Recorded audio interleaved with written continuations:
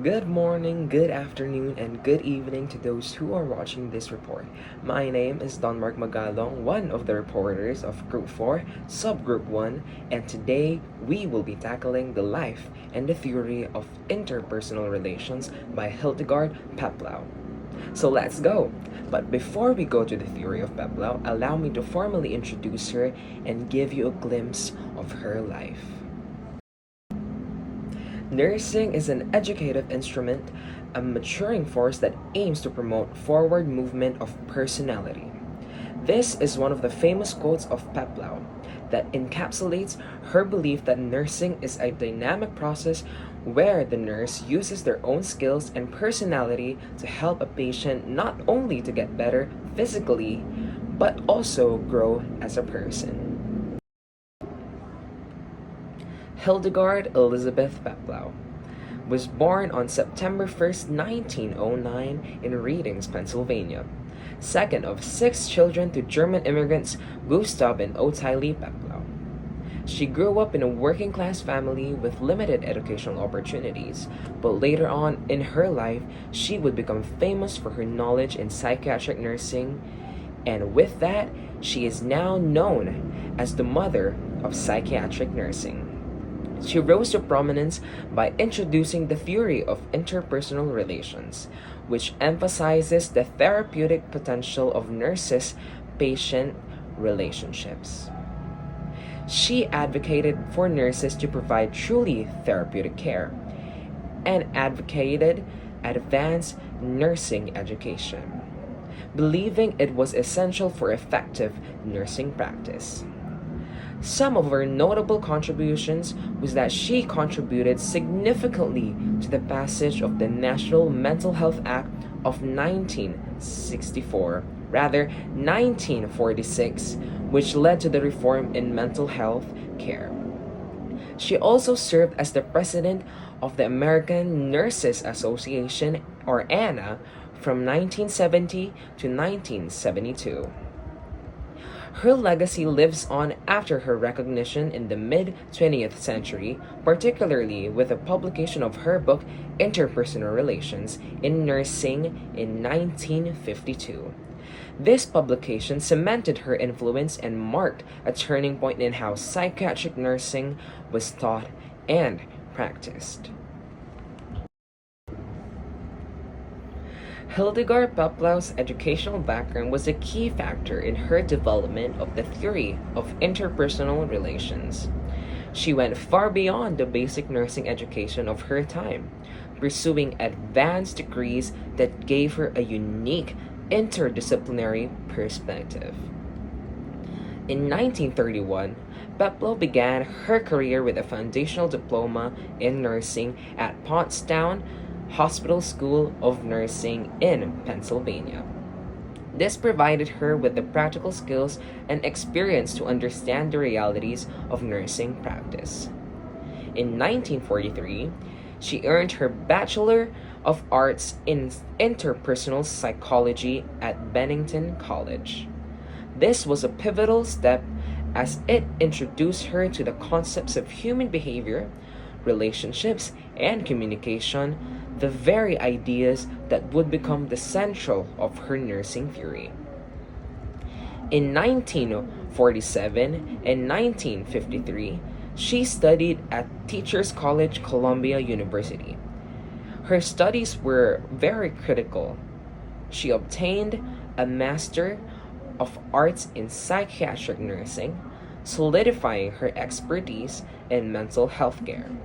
She then went on to complete her doctorate in curriculum development, which allowed her to create and implement the first graduate level program for psychiatric nursing clinical specialists. And in 1954 as well, at William Allinson's White Institute, she got her certification in psychoanalysis from that institute.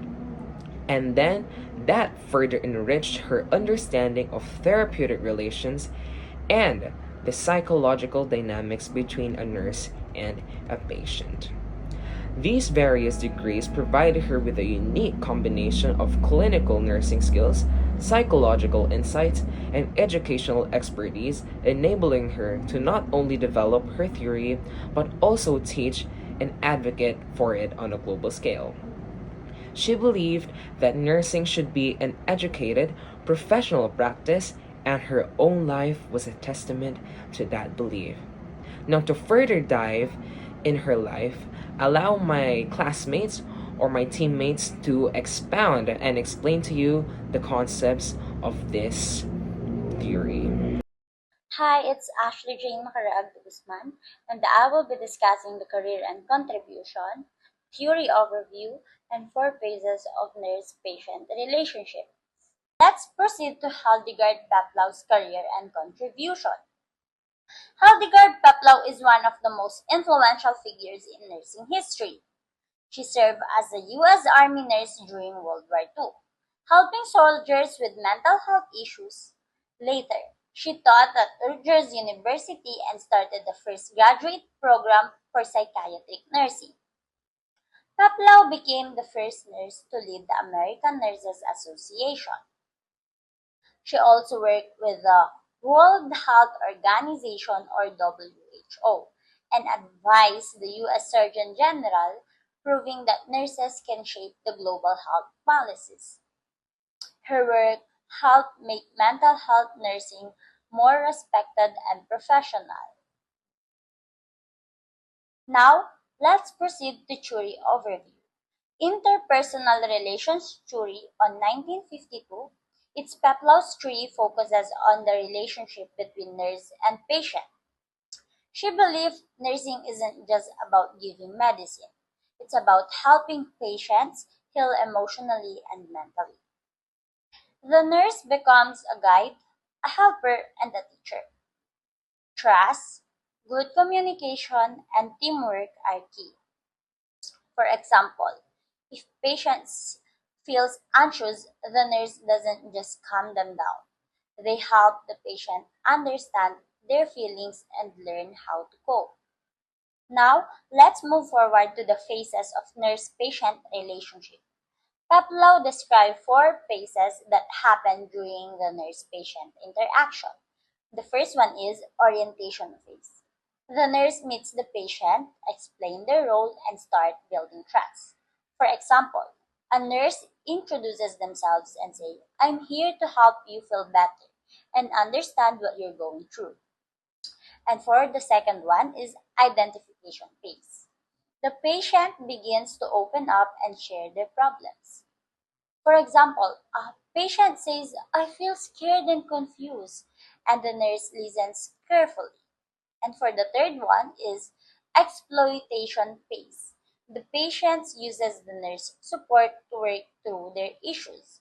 For example, the nurse helps the patient learn coping skills or understand their treatment plan. And for the fourth one is the resolution phase. The patient becomes more confident and independent. The nurse steps back.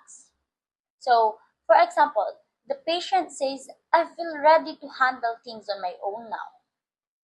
This process helps patients grow, heal, and become stronger. Hey everyone, my name is Joanna de la Cruz.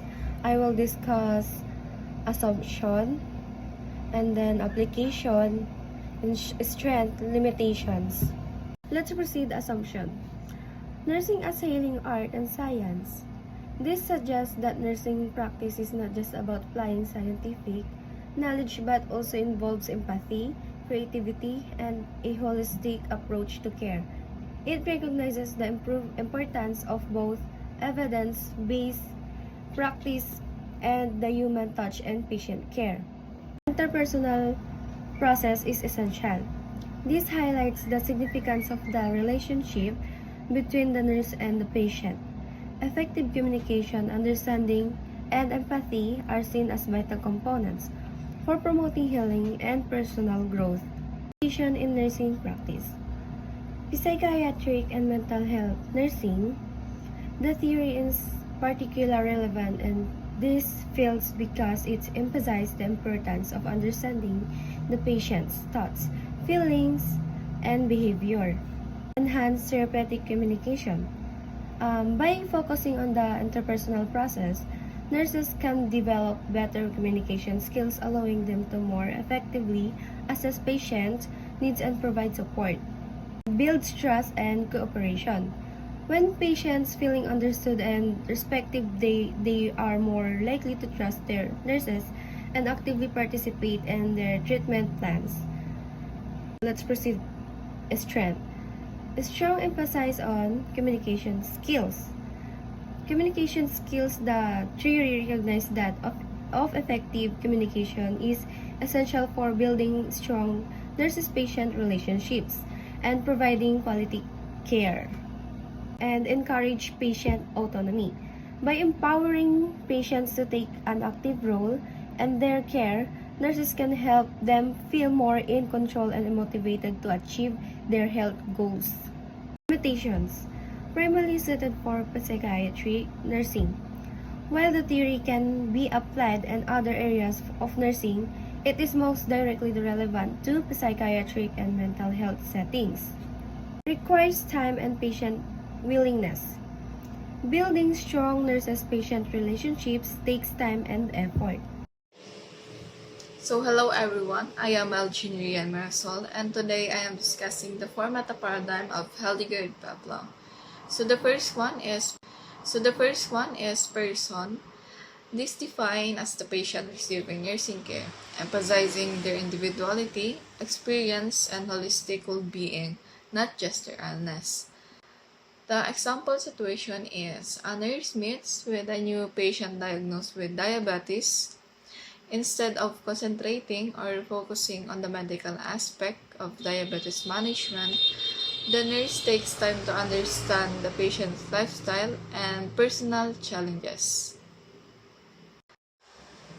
So next is health. Health is a dynamic, ongoing process of moving toward greater wellness, not just absence of illness, but overall well-being. Example situation is patient is recovering for surgery, is experiencing anxiety about their rehabilitation process.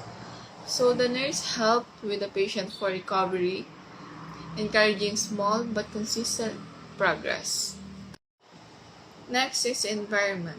Environment includes all internal and external factors influencing a patient's health and well-being. Example situation is a nurse is caring for an old patient in a hospital.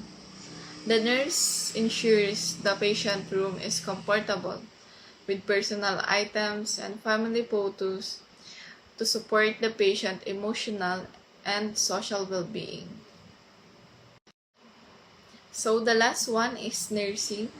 Nursing is an interpersonal process involving interaction and communication between the nurse and patient.